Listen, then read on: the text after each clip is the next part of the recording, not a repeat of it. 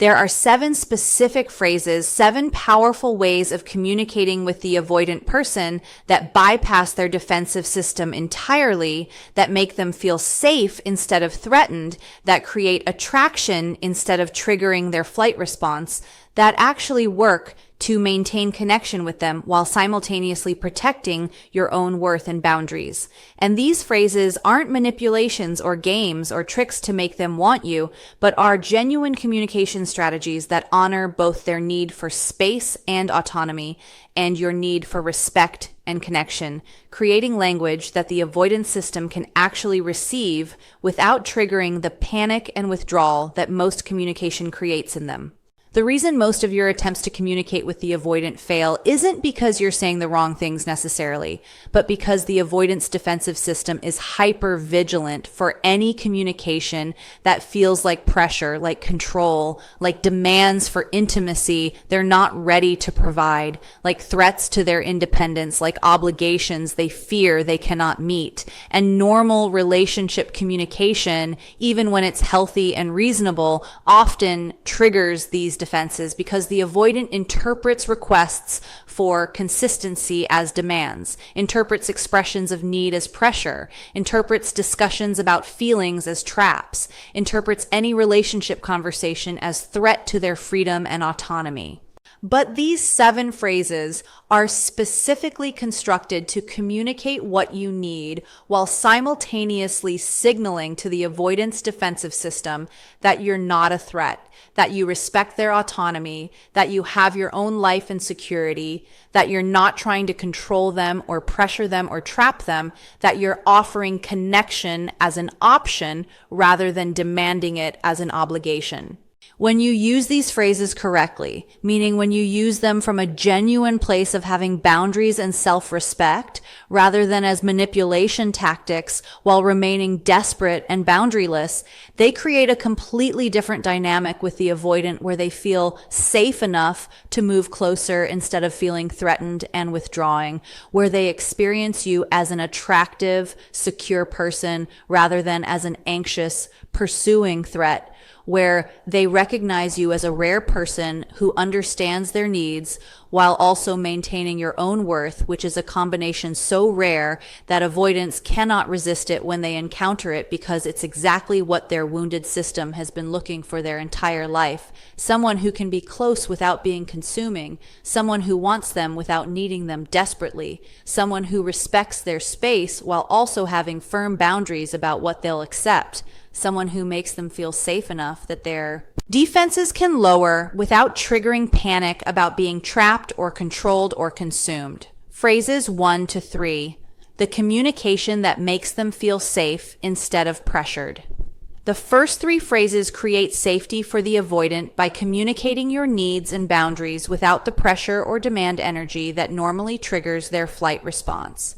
Understanding why these specific phrases work reveals the psychology that makes them effective. Phrase 1.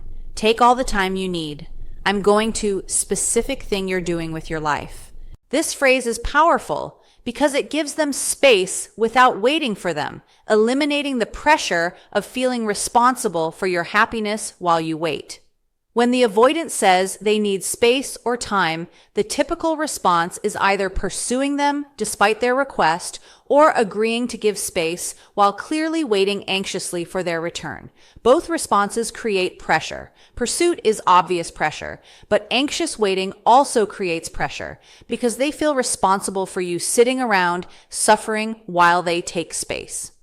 This phrase eliminates both. Take all the time you need genuinely gives them the space without resentment or time limits. But the crucial second part, I'm going to visit friends this weekend, focus on my work project, take that class I've been wanting to take, communicates you're living your full life, not waiting desperately for their return. This removes pressure because you're handling yourself.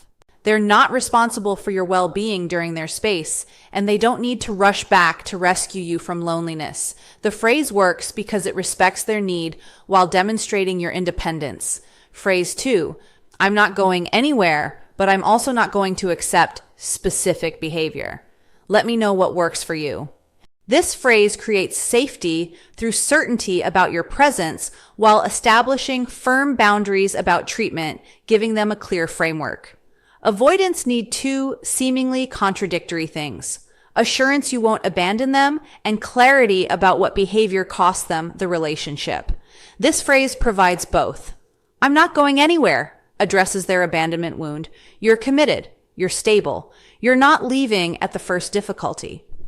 But I'm also not going to accept being ignored for days." Hot and cold behavior, last-minute cancellations, establishes a clear boundary about what's unacceptable, making expectations explicit rather than unclear.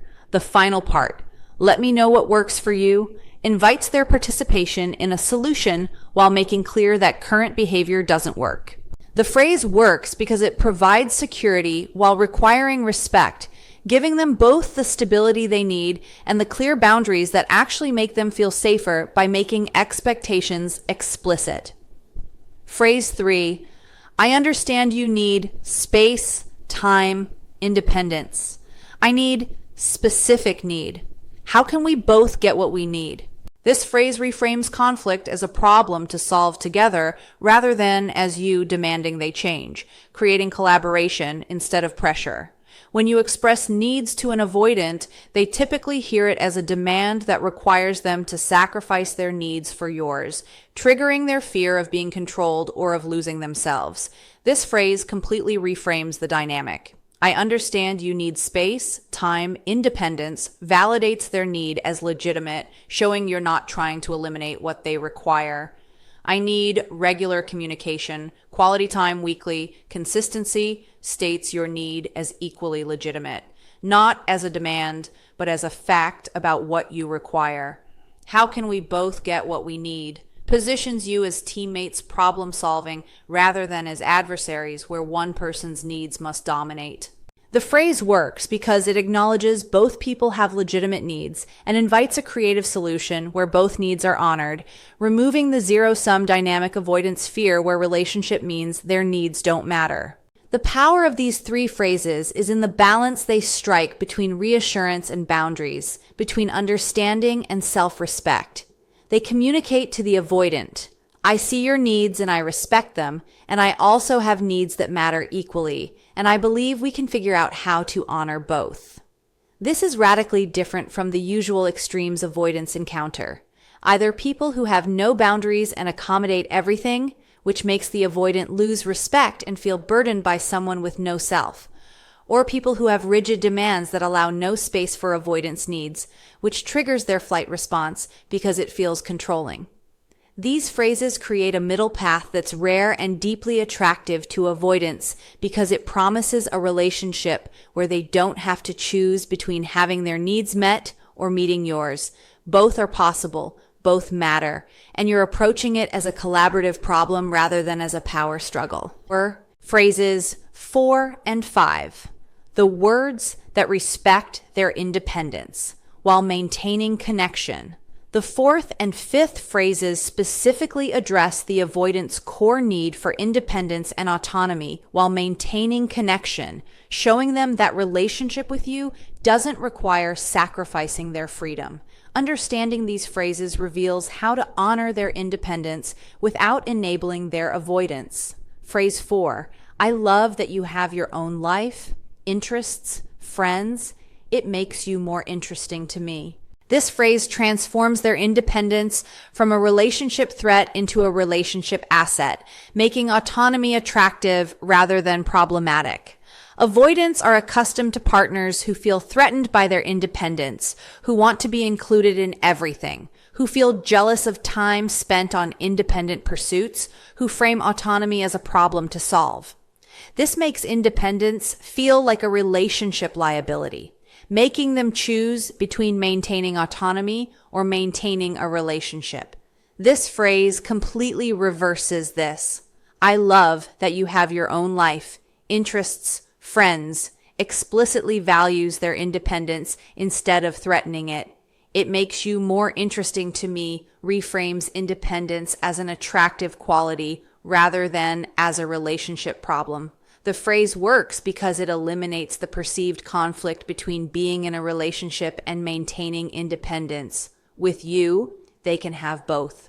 Relationship doesn't require sacrificing autonomy. It actually benefits from their autonomy because you find an independent person more attractive than a dependent one.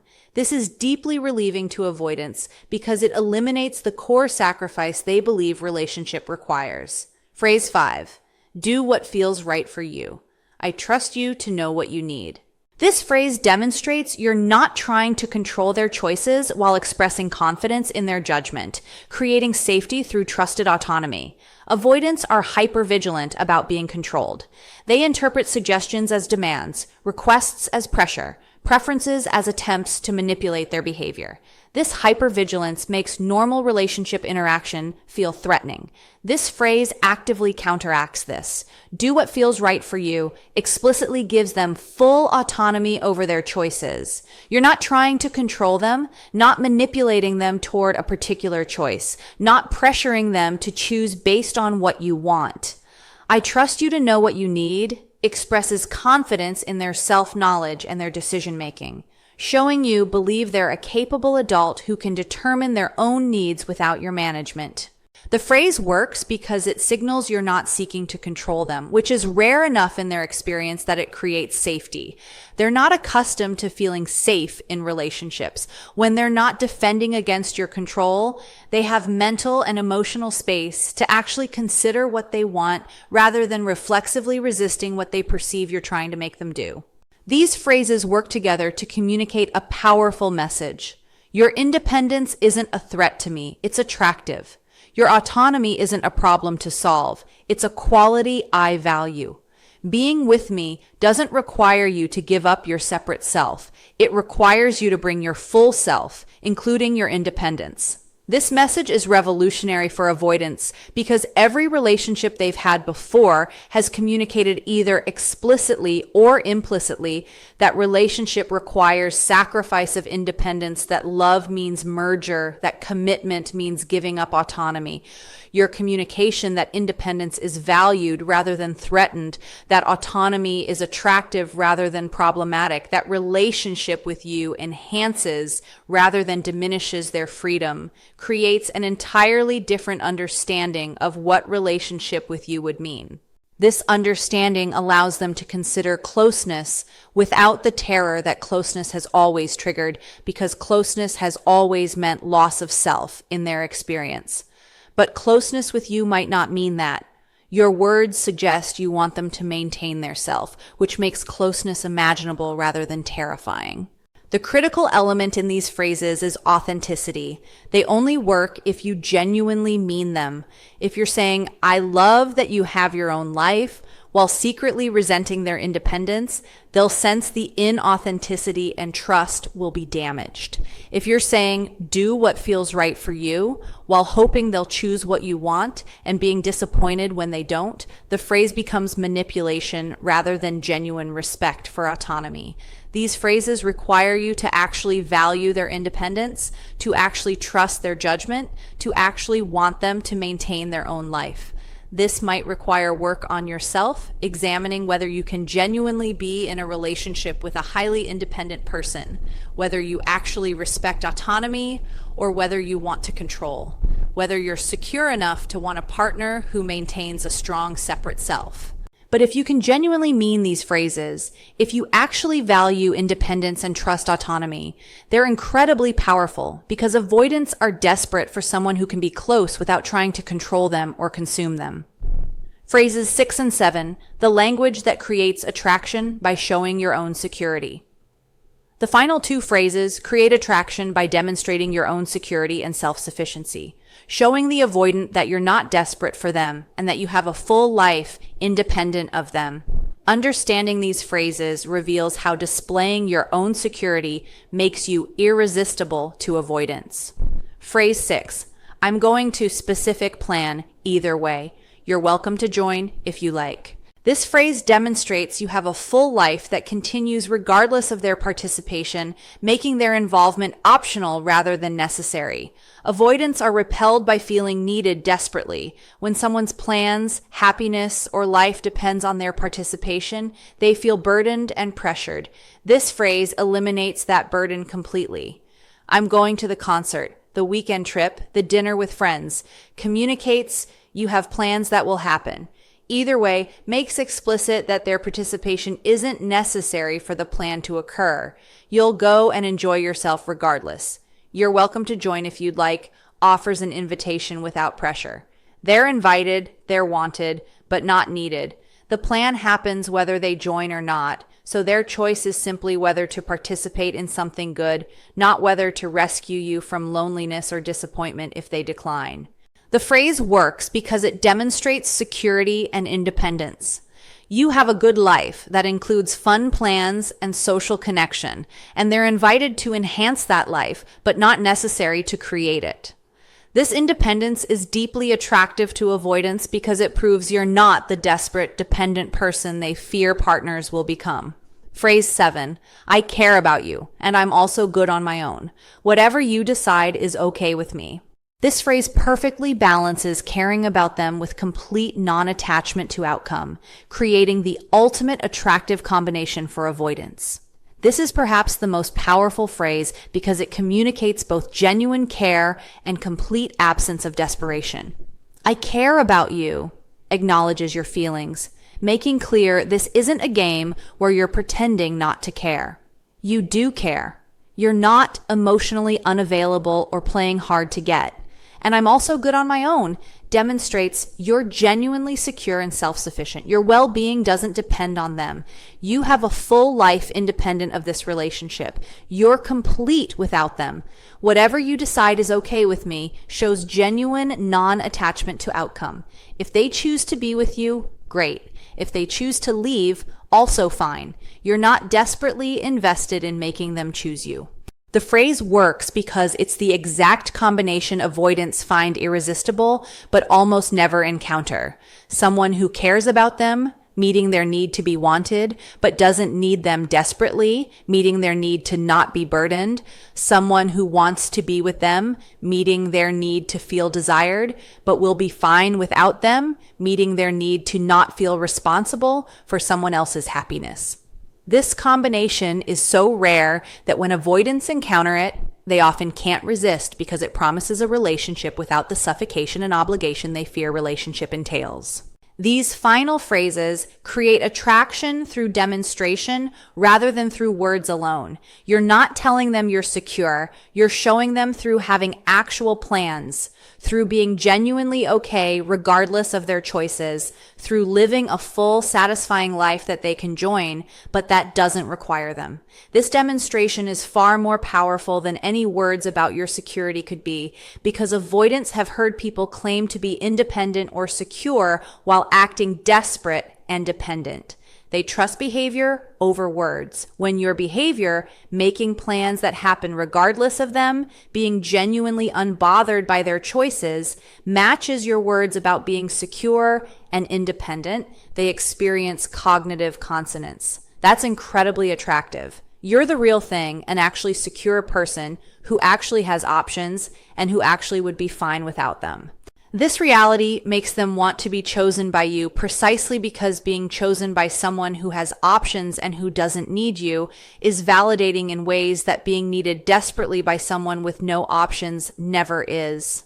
The power dynamic created by these phrases is crucial. Instead of you pursuing them desperately, instead of you needing them to choose you, instead of you organizing your life around their availability, you're living your full life and they're welcome to join or not join as they prefer. This inverted dynamic where you're the secure one with the full life and they're considering whether to participate is far more attractive to avoidance than the usual dynamic where they're the unavailable one being pursued by a desperate person. When they're considering whether to join your life rather than you begging to be included in theirs, the power dynamic has shifted in ways that make them want to pursue, want to join, want to be part of what you have going on. You've become become the attractive option rather than the desperate pursuer. And this shift makes all the difference in how they perceive you and whether they move towards you or away from you. Why these phrases work and how to use them without losing yourself. The effectiveness of these phrases depends on understanding the psychology behind why they work and ensuring you're using them from a genuine place of security rather than as manipulation tactics while remaining desperate. Understanding the proper use prevents these phrases from backfiring or from costing you your self-respect. These phrases work because they speak directly to the avoidance core needs: autonomy, respect, freedom from pressure, while still maintaining your boundaries and worth. Every phrase addresses something avoidants desperately need: validation of their need for space, respect for their independence, freedom from feeling controlled, absence of pressure to make them feel safe. But critically, every phrase also maintains your boundaries and your worth. You're not sacrificing yourself, not making yourself smaller, not accepting poor treatment, not becoming a doormat. The phrases honor both people's needs equally, which is the sweet spot that makes them effective. They work because they're not about winning the avoidant or manipulating them. They're about creating a relationship dynamic where both people's needs matter and both people are respected. This mutual respect is what avoidants respond to because it promises a relationship that won't consume them while also not requiring them to be with someone who doesn't respect themselves. The phrases only work when you genuinely mean them and when your behavior matches your words. Saying them while acting desperate destroys their effectiveness immediately. If you say, "Take all the time you need, I'm focusing on my work," while actually sitting home obsessing about them and checking your phone constantly, the disconnect between your words and your energy will be palpable. Avoidants are hypervigilant readers of authenticity because their survival has depended on detecting threats hidden beneath surface presentations. They'll sense immediately if you're saying secure things while being insecure, if you're claiming independence while being desperately dependent. The phrases only work when they're true. When you actually are focusing on your work, when you actually do have plans that will happen regardless, when you actually are okay with whatever they decide. This requires doing the internal work to reach genuine security before using these phrases, or they become manipulation that will backfire when your authentic, desperate energy contradicts your supposedly secure words. You must use these phrases from a place of having actual boundaries and actual self-respect, not as tactics to get the avoidant while you remain boundaryless underneath. The most dangerous misuse of these phrases is using them as a strategy to attract an avoidant while internally you have no boundaries and you're willing to accept any treatment to keep them. If you say, "I'm not going to accept being ignored for days," but when they ignore you for days, you don't actually enforce any consequences, the phrase becomes hollow words that teach them your boundaries are negotiable.